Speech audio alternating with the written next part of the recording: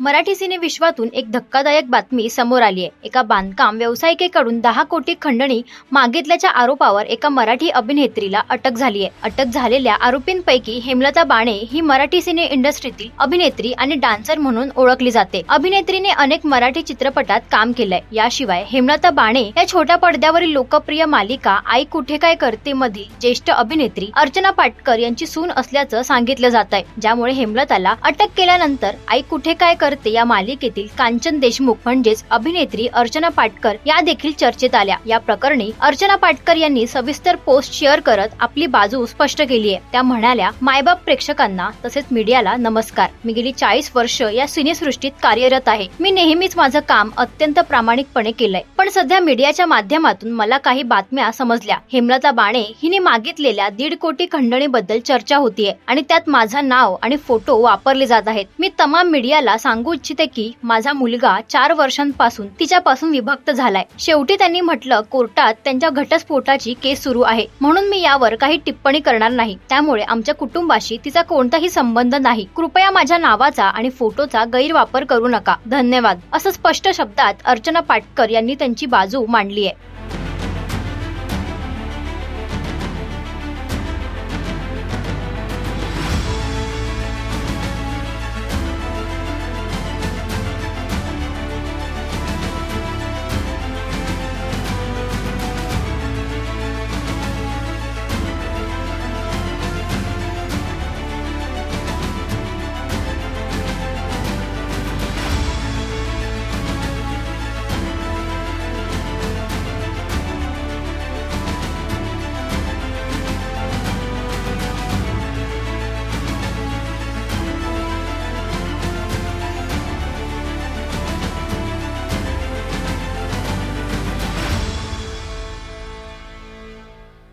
मराठी मनोरंजन सृष्टीमधील मालिका, चित्रपट, नाटक तसेच कलाकारांबद्दलच्या नवीन अपडेट्स जाणून घेण्यासाठी नक्की सबस्क्राईब करा इट्स मज्जा मराठी या आपल्या नवीन YouTube चॅनलला।